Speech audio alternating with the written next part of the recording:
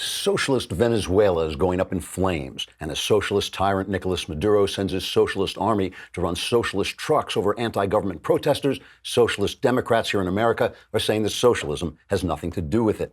At the Socialist New York Times, a former newspaper, socialist editor-in-chief Blithering Prevarication III explained Venezuela's collapse to a gathering of socialists over champagne and caviar at the Socialist Yacht Club on Park Avenue and 46th Street, saying, quote, "The problem is, lads, they did the wrong socialism, don't you know? They did the sad socialism with breadlines and all that nasty oppression. What you want to do is the happy socialism with rainbows that shower chocolate caramels filled with magic money that pays for your health care. Then everything is just peachy," unquote. Socialist Alexandria Socialist Ocasio Socialist Cortez streamed a video on Instagram during which she prepared socialist carrot rosettes on a bed of socialist marzipan while swigging a socialist Rambauer Chardonnay with enticing aromas of socialist vanilla. In the video, she explained, quote, "What the Venezuelans didn't understand is that socialism only works when you move your hands around a lot and speak very passionately to people who know absolutely nothing about economics or history. It's only when you start actually doing it in real life that you wind up roasting cats over a trash fire," unquote. Socialist actor Sean Penn, who supported socialist dictator Hugo Chavez, who helped send socialist Venezuela on its socialist path into socialist bankruptcy and disorder, says he actually meant to support Hugo Boss, who made the great suit he's wearing. In a statement released by his sobbing agent, Penn said, quote, "At the time I supported Chavez, I was playing that retarded guy and I am Sam, and I guess I got a little too into the part, if you know what I mean," unquote. Socialist Bernie Sanders said he didn't know what everyone was so upset about. Then he and his wife flew to Caracas for their second honeymoon. Trigger warning, I'm Andrew Klavan, and this is The Andrew Klavan Show. I feel hunky-dunky, life is tickety-boo. Birds are winging, also singing hunky-dunky-doo. Ship-shaped, ipsy-topsy, the world is zippity-zing. It's a wonderful day, hurrah, hooray, it makes me want to sing. Oh, hurrah, hooray, oh, hooray, hurrah. Well, you got to hand it to Vladimir Putin. He may be a second-rate thug, but he's a first-rate, second-rate thug. He's turned his crumbling gangsterocracy into a genuine threat to world stability and to our safety. He's got every member of the media, from Joe Scarborough to Joe Scarborough, since basically they're all Joe Scarborough, dancing to his tune on this collusion hoax, and I personally have seen more than circumstantial evidence that he's running Adam Schiff as an asset. And while I'm lying, so is Schiff, and Schiff's lies help Putin.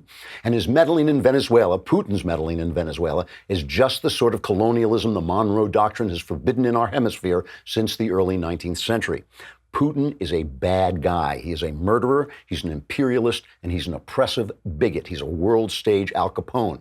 But he's done us one big favor. Right now in Venezuela, he is putting on a televised exhibition on why socialism is bad, why gun rights are good, and why Donald Trump and his team of foreign policy tough guys may be just the thing the world needs. Let's take a look in a sec, but first, let's take a look at your teeth. Go in the mirror, smile. Look at that. Come on. You can't live that way. You want to go to Candid, because Candid is helping people gain confidence through accessible and affordable orthodontic care. Candid makes custom clear aligners that are sent directly to your home, and each treatment plan is customized specifically for your needs to help you straighten your teeth. The first step is to purchase their starter kit, which will be sent to your home so you can take impressions of your teeth, and the kit retails for $95. Once you see your 3D preview, it's completely up to you if you want to move forward with your clear alignment plan, aligner treatment plan. And then you can talk to somebody, and Candid uses only experienced orthodontists, never general dentists, to help you devise this treatment plan. You can also talk to a real person anytime you want if you have questions about Candid's treatment. Their average time for a treatment is 6 months, and it will literally save you thousands of bucks compared to the other guys. You're one step away from getting straighter, whiter teeth. Take advantage of Candid's risk-free starter kit guarantee. Plus, when you use my dedicated link, candidco.com/Klavan, you'll save 50% on your starter kit. That's candidco.com/Klavan to get 50% off the price of your starter kit. candidco.com/Klavan. And I know what you're thinking. You're thinking, yeah, I want to fix my teeth, but I just don't know how to spell Klavan. But it's Klavan. Now you know. Go straighten your smile. It's Mailbag Day. We're going to talk about it. We're just going to play that for the next 25 minutes until we get to the over and over. I don't know. This is starting to unnerve me, and I'm just going to have a twitch by the end of the show. So Juan Guaido, right? He's attempted to oust Nicolas Maduro yesterday. May Day is coming up. Today is May Day, and there'll be probably more demonstration. But so far, this is not succeeded. It may already have failed. We just don't know where it's going to go yet. And that is bad. It is bad for Venezuela. It's bad for us. Guaido obviously is the socialist leader. He was, through the Constitution of Venezuela, he was legally appointed the leader of the country. Nicolas Maduro will not let go of his hold on power. He was elected in a total fraud election. Maduro is just a dictator. That's all he is. Cuba backed by Cuban thugs who has taught his people how to oppress the people. And of course, backed, as always, as everything Cuba does, backed by Russia, backed by Putin, which is now starting trouble in our hemisphere. So Guaido came out, and Guaido is supported by all the good guys, America and Europe, and all the right people support him. All the bad guys, China, Russia, North Korea, they support Maduro. Of course they do, because they're thugs as well. So Guaido comes out, and he's got some soldiers behind him, and he says, the soldiers are with me. Come and defect. He's calling out to the soldiers to come and defect. Some of them seem to have some of the security forces that are backing Maduro up seem to not be that loyal. A prisoner was released, and it's all kind of confusing. And of course, the people took to the streets, and Maduro answered by sending out his troops, firing rubber bullets, firing real bullets, driving trucks, these armored vehicles over them, an absolute disaster. And, you know, this is Pompeo, the Secretary of State, Mike Pompeo, who, by the way, is really proving himself a very, very high-level appointment. So good for Donald Trump for putting Pompeo in there. He's doing an excellent job. Pompeo comes out and he says that Maduro was ready to leave. He was ready to escape to Cuba. He told Wolf Blitzer on CNN he was ready to escape to Cuba when the Russians talked him out of it and talked him into staying and keeping his boot heel on the throat of the Venezuelan people. It's been a long time since anyone has seen Maduro. He had an airplane on the tarmac. He was ready to leave this morning, as we understand it, and the Russians indicated he should stay. We think the situation remains incredibly fluid. We know that there were senior leaders inside the Maduro government that were prepared to leave. They told us as much over the past few weeks, and we're convinced that the Venezuelan people are going to get their democracy back.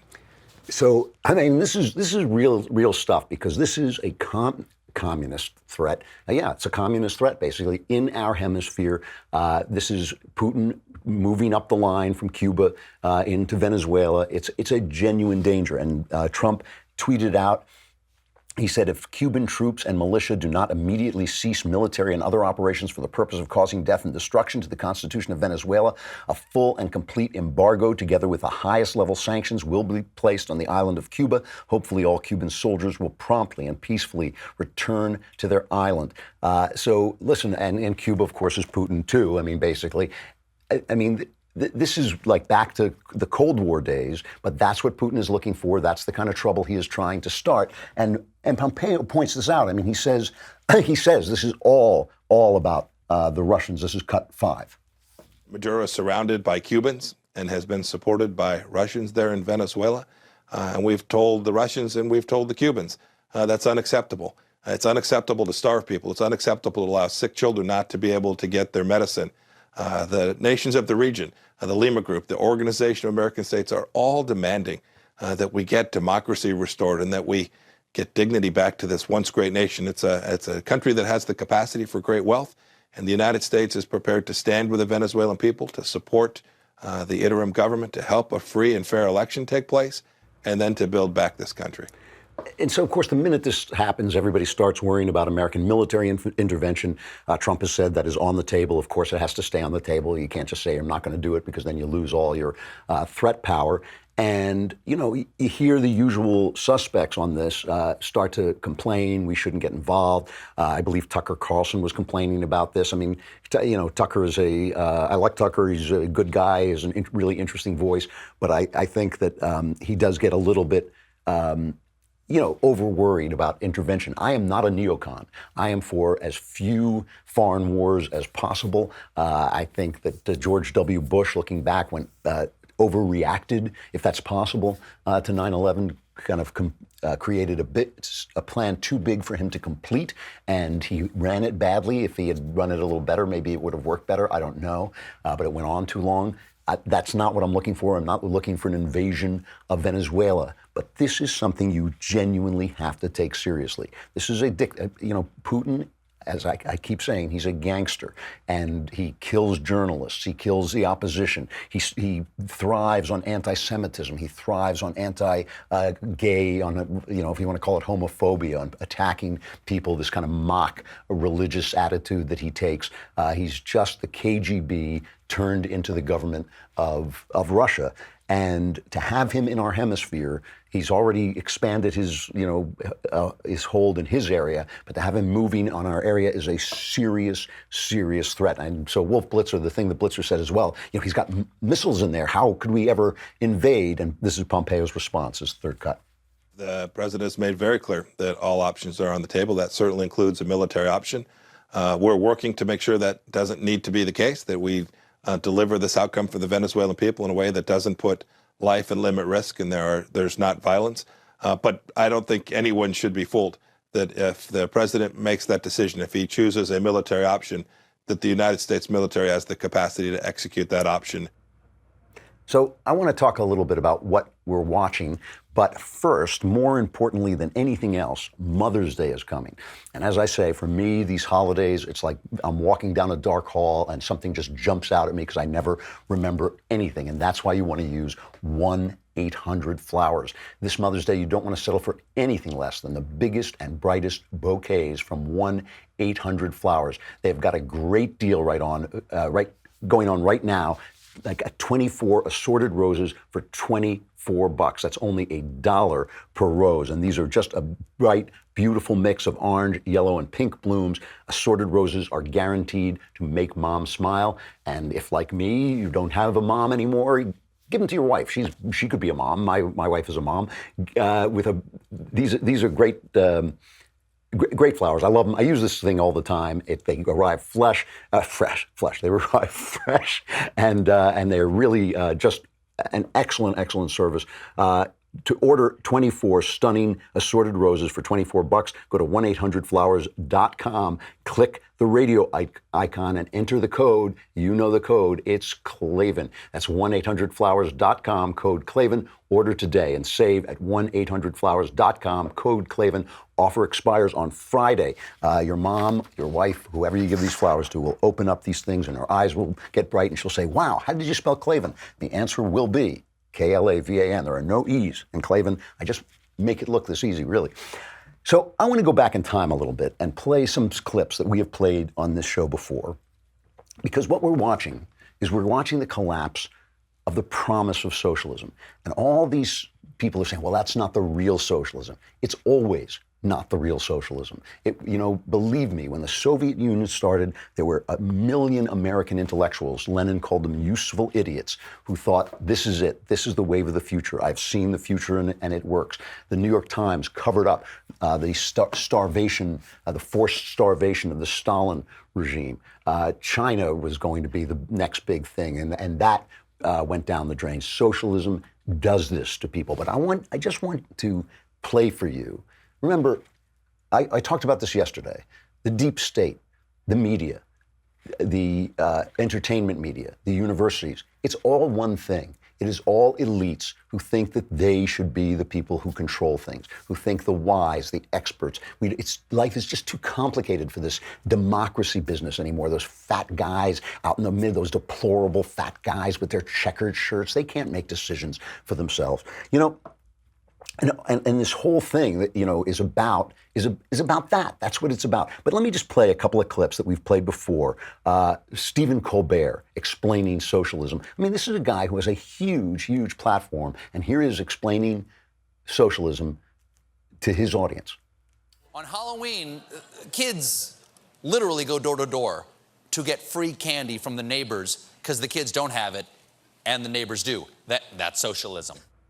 That's socialism. Now, that would be true if the kids had guns. Okay, if the kids showed up at your door and said, trick or treat, give me candy, and they took your candy whether you wanted to give it to them or not, that would be socialism. It's amazing that a comedian goes on TV and says that.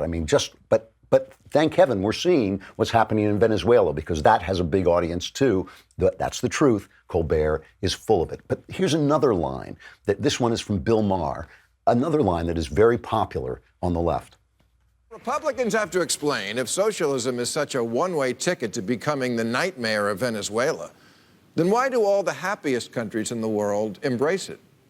The UN just came out with their annual world happiness rankings, and the top ones are all socialist-friendly places, like Finland and Norway, Denmark and Iceland, Switzerland, Sweden, the Netherlands, and Canada, and of course, Wakanda. The right has a hard time understanding the concept that we don't want long lines for bread socialism. We want, you don't have to win the lotto to afford brain surgery socialism. Socialism as an economic model replacing capitalism is bad, but socialism as a supplement to capitalism, good. So what he's talking about is what is now called socialism and was never really socialism to begin with, which is redistributing the wealth created by capitalism. But think about it for a minute. First of all the countries that he listed are not socialist. They do have big redistribution, high taxes and things like that.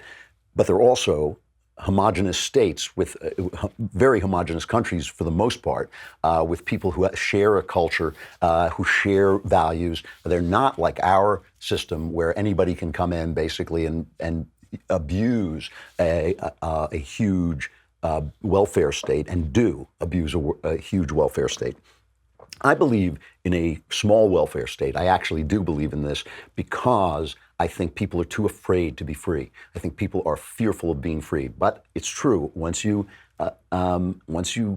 accede to the idea that there should be a small welfare state, every election is going to be, shouldn't it be bigger? How come this person can't afford college? This person can't afford a beautiful suit. This person, how can he get a job without a beautiful suit? It just goes on and on and on. And healthcare, of course, is a bottomless pit that will just suck every resource into it, because where do you stop? I mean, what is our hair implants? Is that something that you should be allowed to have? Why is birth control on there? It's ridiculous.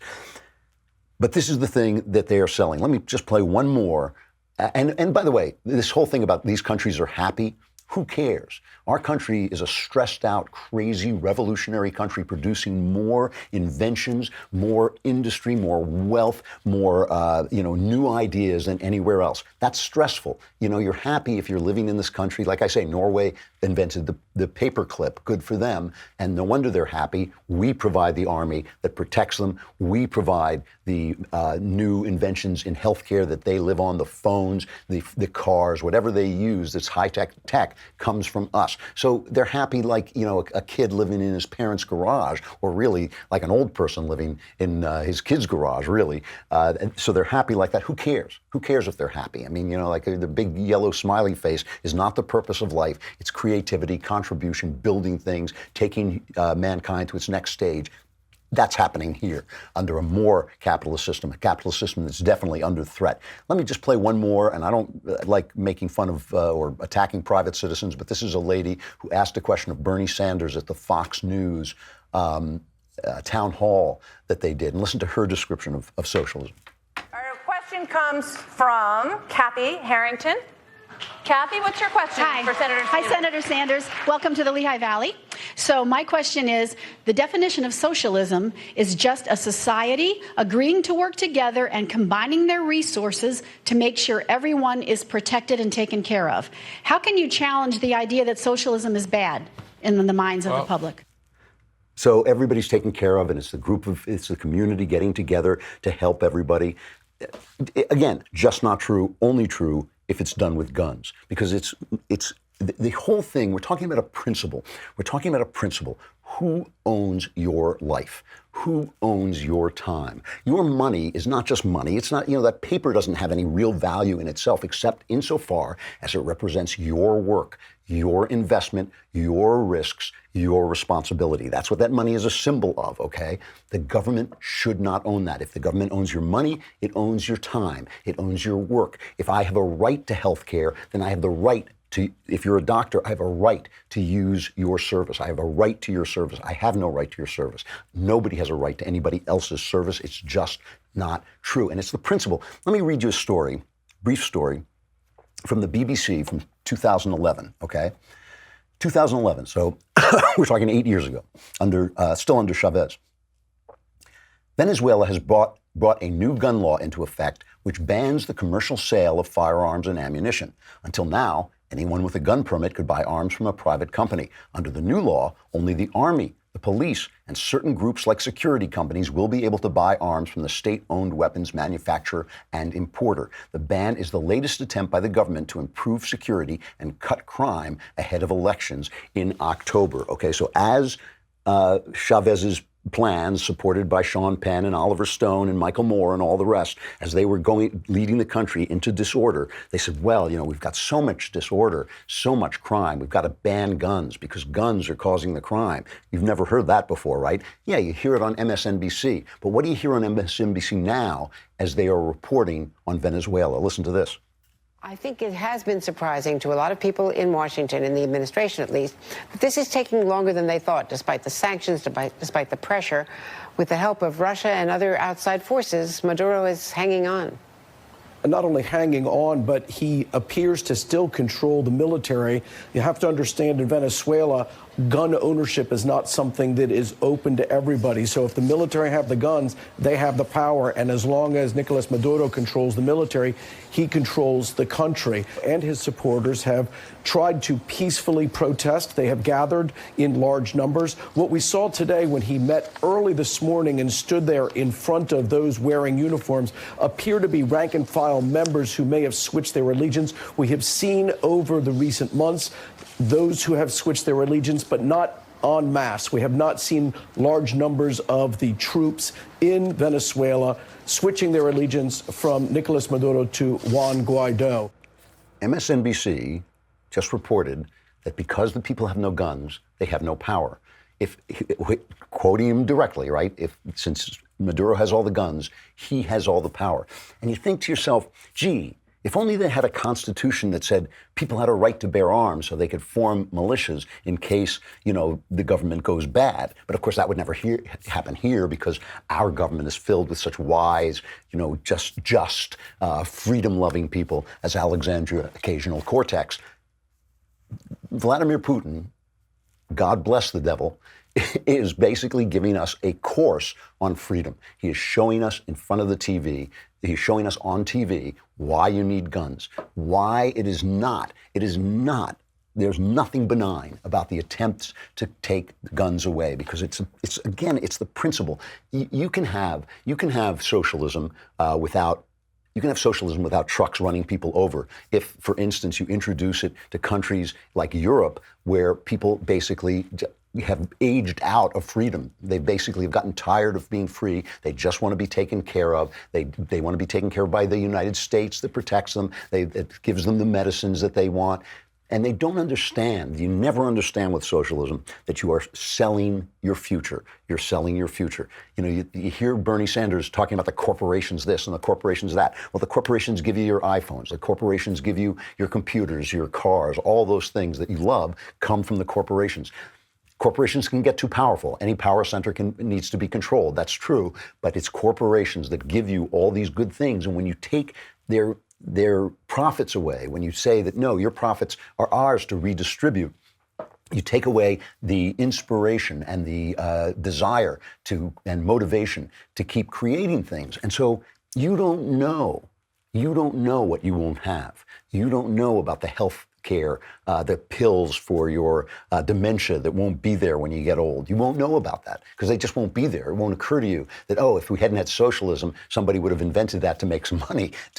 You won't know about the invisible computer that would have gone in your ear and given you all the information in the world right to your brain. You won't know about that because it simply won't exist. Socialism takes your future away, and you need guns to keep it from happening because if the government can get more power, it will. I just want to end this by talking about the fact that, you haven't heard a word from Bernie Sanders about Venezuela, and you haven't heard a word from AOC because they know the principle is at stake. They know what the principles are that are at stake. And the New York Times is playing this story way down for riots and demonstrations like that going on in our hemisphere. But I'll tell you what is happening, all right? Bill Barr, the Attorney General, as we speak, is before Congress, and the Washington Post put out this completely fraudulent story. Well, not completely fraudulent, skewed story, because at the Washington Post, democracy dies in journalistic malfeasance. They put out this story that Mueller complained to Barr about his statement about the Mueller report. Remember, Barr came out with a statement saying Trump had basically been cleared of Russia collusion, but not exonerated of obstruction of justice. And what Mueller basically said was, yeah, all that was true. What you said was true, but you didn't get the flavor of my report. You didn't, and especially the media took it out of context. In other words, Mueller meant his report to make Trump look bad. Mueller is a steaming anti-Trumper. All his people were anti-Trumpers. He knew there was no real story here. It would have been absurd to actually indict Trump, but he didn't like the fact that he cleared him, and it looked like he cleared him. So he complained about that. There's an article in the Wall Street Journal today by a guy named David Satter, who used to be a Russian-based newspaper correspondent. And he points out that Russian disinformation works like this. When they want to slander an American politician, they pretend to like him, right? Because we don't like the Russians, so they pretend to like him. When they want to support a politician, they pretend to hate him. That makes perfect sense. I mean, obviously, if Putin says, "Oh, I love this politician," we're going to all get suspicious of him. He knows that. He's not an idiot. He's a KGB guy. He knows how to manipulate people's minds. And it puts a new twist on the fact that a different twist on the fact that Mueller's assertion that Putin was supporting Trump. And you have to remember this. Nobody ever brings this up except right here on this show. Nobody ever brings it up. Putin had no way of knowing that Trump had a chance of winning because nobody knew, right? He wasn't trying to get Trump to win the election. He was trying to make Hillary look bad. Because if Putin likes Hillary, who was going to be the next president, as far as he knew, as far as anybody knew, if Putin likes Hillary, Hillary must be bad. He was trying to sow dissent, okay? And here's what Satter writes. He says, the Trump-Russia affair did lasting damage to the U.S. For the first time, it became acceptable, even common, to accuse political opponents of treason. The media, Congress, and the intelligence services have all undermined themselves by repeating wild and unsubstantiated charges provided for them by Russian intelligence. It's the media who served Putin. It's the Democrats who served Putin. It's guys like John Brennan, because John Brennan was CIA. He knew the Russians did stuff like this, and he called Trump treasonous anyway. He served Putin. They all have. I don't know if you remember, probably you don't, or if you've ever seen one of the Twilight Zone episodes about it's called something like The Monsters Have Come to Main Street. And it's like there's a power outage and everybody turns on each other and starts, attacking each other on grounds of bigotry and all kinds of different grounds.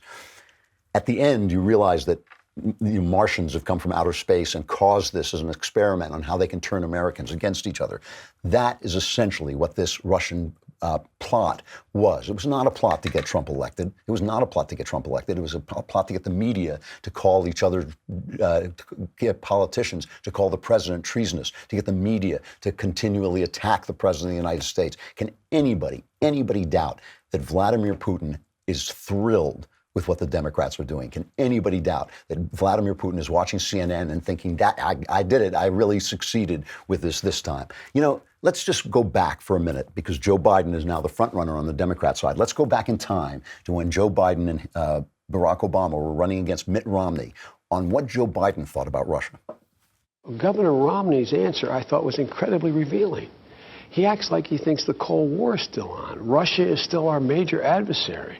I don't know where he's been. I mean, we have disagreements with Russia, but they're united with us on Iran. The only way one of only two ways we're getting material into Afghanistan to our troops is through Russia. They are working closely with us. They've just said to Europe, if there is an oil shutdown in any way in the Gulf, they'll consider increasing oil supplies to Europe. This is not 1956. What an idiot. What a stupid thing to say even then. Of course Russia supplies the oil. Russia is a petroleum dictatorship. They want Europe dependent on the oil. The worst thing that has happened to Vladimir Putin, the worst thing, is Trump taking the shackles off our energy industry, taking the shackles off the frackers, taking the regulatory shackles off energy. We are producing energy at a rate that is finally making us the energy producing country we should be. That's the worst thing that can happen to Vladimir Putin. His help with Iran, his help letting Obama take this incredible terrorist state and support it and dump money into the country. I mean, are you kidding me? These guys, this gangster has played the Obama administration like a piano and has played the media like a violin and is still playing the Democrats.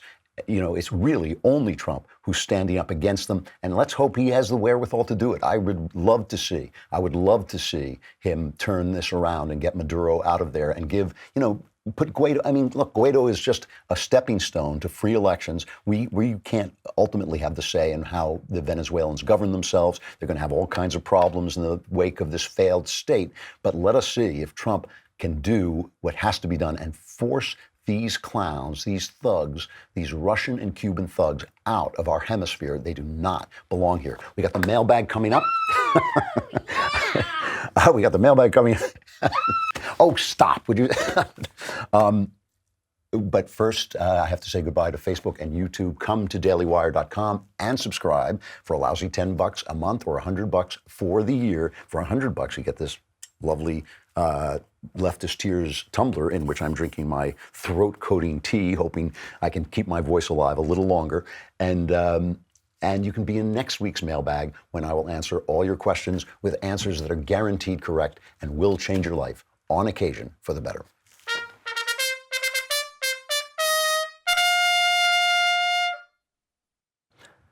The mailbag. Yeah. All right. From Bill. I will say these quietly because this is always a test of my voice, the mailbag. From Bill. Supreme Lord of the multiverse and knower of all things good and pure. That is on my business card, in fact. I was recently at a medical school panel debating the issue of abortion. Surprisingly, all the pro-choice students admitted that life starts at conception, because it does. But they said abortion is a right because you can't force someone to donate an organ, even if the person who needs it will die otherwise, other than the fact that you're not giving up your uterus when carrying a pregnancy to term. What would be a good response to this argument? If you want to hear my full response to this argument, I was talking about the speech I gave at Hillsdale, which is now on YouTube, almost has 100,000 views, so please go on and bring it up there. But I talk about an argument just like this. There's a famous argument that if you woke up next to a famous violinist and he had a kidney disease and you were hooked up to his kidney and had to keep him alive for 9 months, you would have a right to unhook yourself, and therefore you have a right to have an abortion. This is a completely loony argument, same as the argument that you're talking about here. It's a completely loony argument.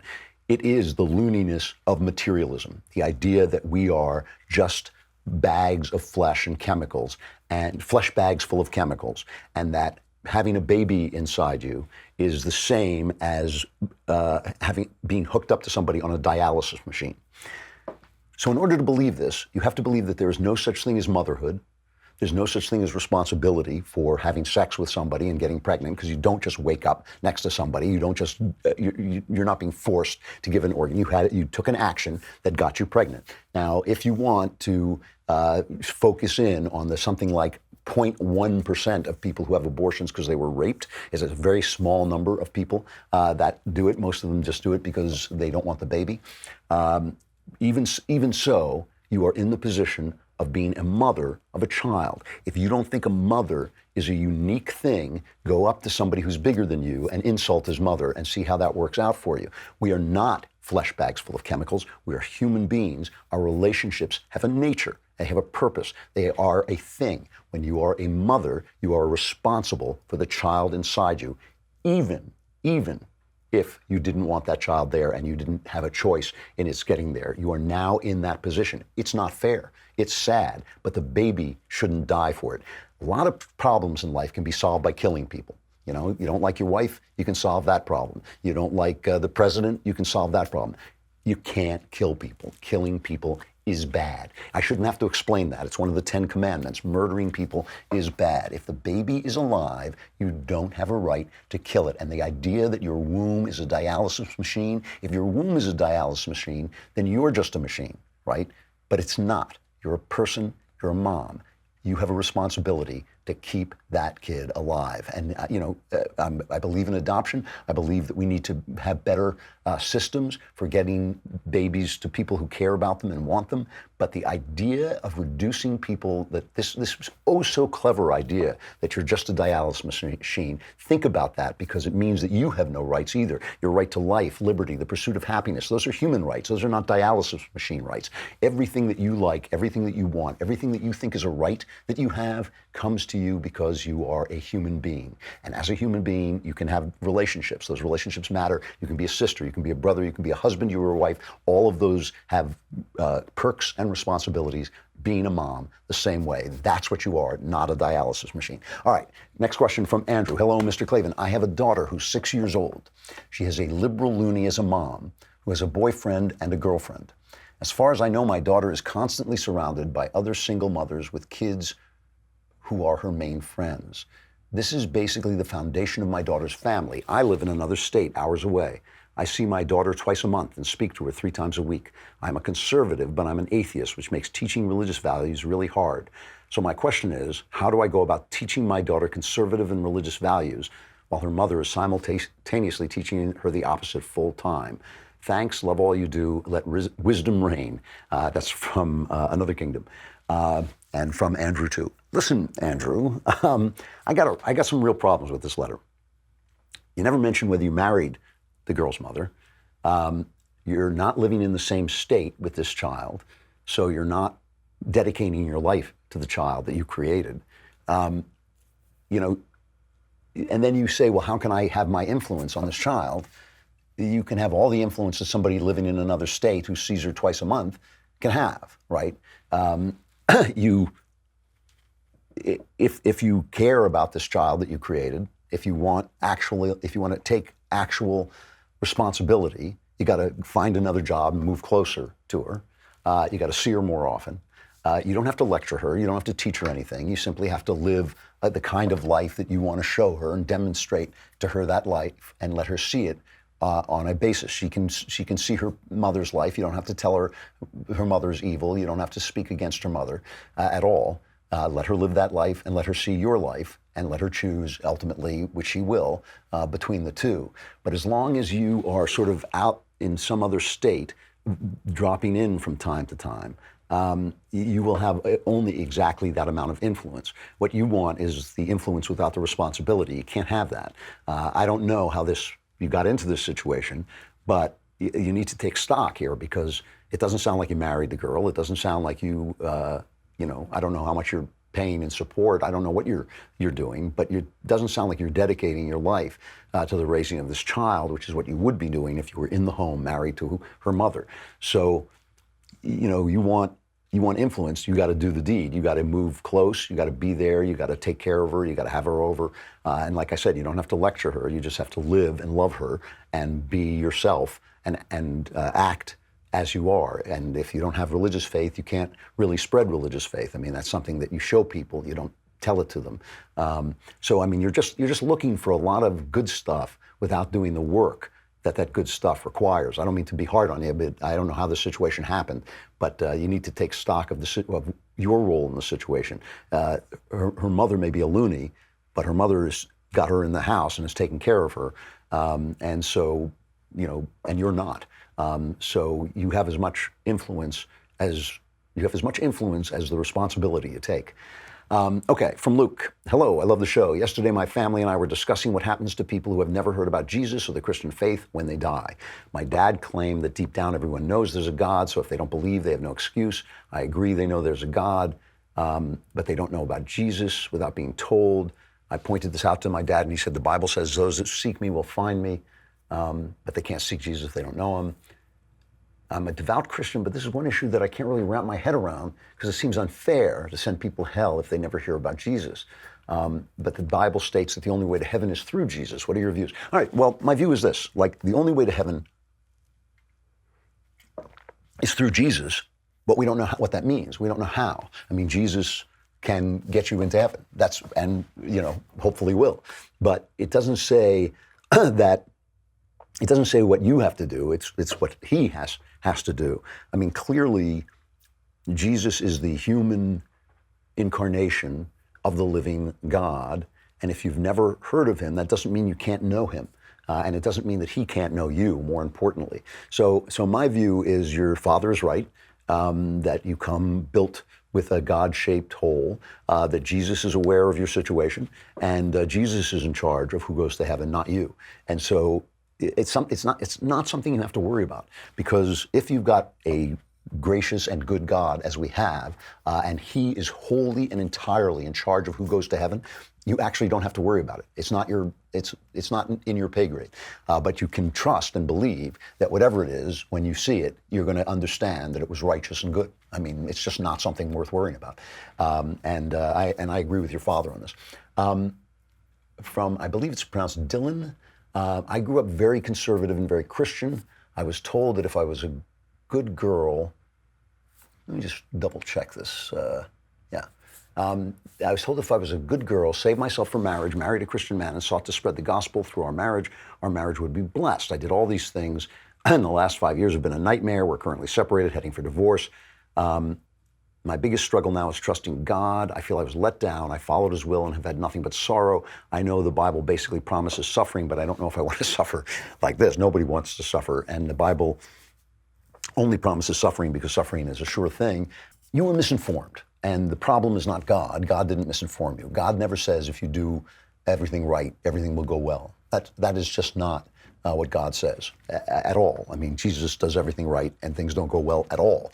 And nobody wants to, when Jesus says take up the cross, what he means is not crucify yourself. He doesn't mean suffer, go out and look for suffering. What he means is that you take up the risk, that if you tell the truth, that if you behave in the right way, if you treat yourself well, things can still go wrong.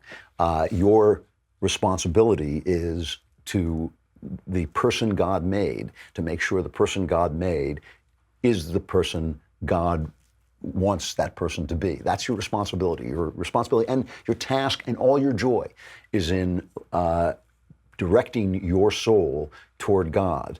Things happen. Bad things happen. People betray you. People do terrible things. And I'm sorry. I really feel bad. But it's not. But God did not say to you. It wasn't God who said to you, "Do this, this, and this, and everything will work out." God never says that. He never says it. So the people you should lose your trust in are the people who told you that that's the way it works. Now, obviously, if you treat yourself with respect, if you look for love, and if you act with your body in love, you have a far better chance of moving on from this disaster that you were in into a better situation. The idea is not now, now I'm just going to go out and pick up men and use Tinder or whatever they're using now to hook up with people. That obviously is a stupid response. You got into a bad situation. What can you learn from it? What does God want you to do now? What does God want you to do? Not your preacher, not your mom, not the people who tell you what God wants you to do. Go into prayer, read the Bible and find out what God wants for your life. If you do that, you will find joy even in times of sorrow. And so you're losing trust in the wrong person here. You were misinformed. You were told that this kind of prosperity idea that if you just do the right thing, everything's going to be tickety-boo, and that's just not the way it works. There is suffering, even for people who do well, do right. Look at Jesus. I mean, he is the prime example.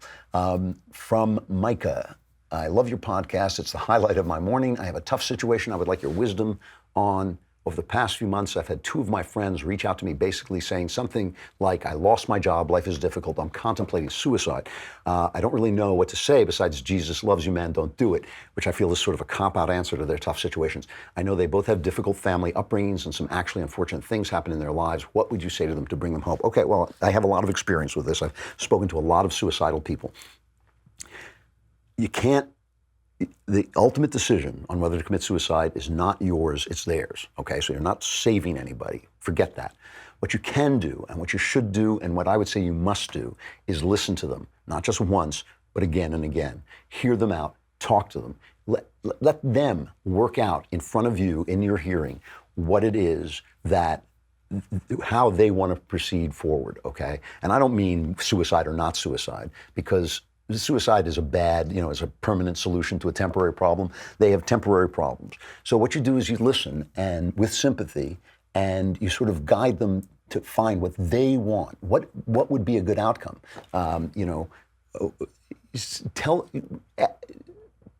Echo back to them the things they're telling them, so they can hear what they're thinking. So if they say, I feel like I'm in a dead end, you say to them, okay, so you're experiencing despair.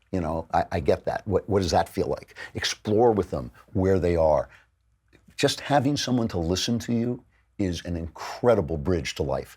It is an incredible bridge to life. Just having someone listen to you, you don't have to advise them, you don't have to say rah, rah, just listen to them, their pain. Let them be in pain, okay? It's a terrible thing to tell people to cheer up because they're in pain, but listen to them, be there for them. If you do that, you will be a true friend. And if in the end, they make the terrible, stupid, and wrong decision to kill themselves, that's not on you, okay? That's something, again, they are free people, they can make that choice. But what you want to do is you want to listen, you want to sympathize, you want to see if they can find a way forward with your help. And if you can do that, and you can go online and look up ways to do this, because I can't give you all the techniques and all this stuff, but it's not even a matter of technique, it's a matter of loving listening. It's a matter of listening and loving them. That will give them so much. It gives them so much, and they'll know that they can turn to you. It's work, it's work being a friend to someone who's in trouble. But if you do that, you're showing them Jesus' love a lot more than telling them that Jesus loves you. I got to stop. I'm glad my voice is still working, but I will be back tomorrow. I'm Andrew Klavan. This is The Andrew Klavan Show.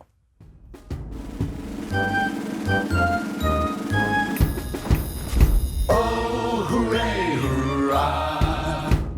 The Andrew Klavan Show is produced by Robert Sterling. Executive producer, Jeremy Boring. Senior producer, Jonathan Hay. Our supervising producer is Mathis Glover, and our technical producer is Austin Stevens. Edited by Adam Sayevitz. Audio is mixed by Mike Cormina. Hair and makeup is by Jesua Alvera. And our animations are by Cynthia Angulo. Production assistant, Nick Sheehan. The Andrew Klavan Show is a Daily Wire production. Copyright Daily Wire 2019. I'm Michael Knowles, host of The Michael Knowles Show. Venezuela descends into further chaos as people starve and tanks crush protesters. But socialists in the U.S. like Bernie Sanders and AOC won't admit that Venezuela is their utopia. We will examine that. We'll talk about Bill Barr before the Senate, and we'll talk about how professors are trying to turn pedophilia into a normal activity. Check it out at dailywire.com.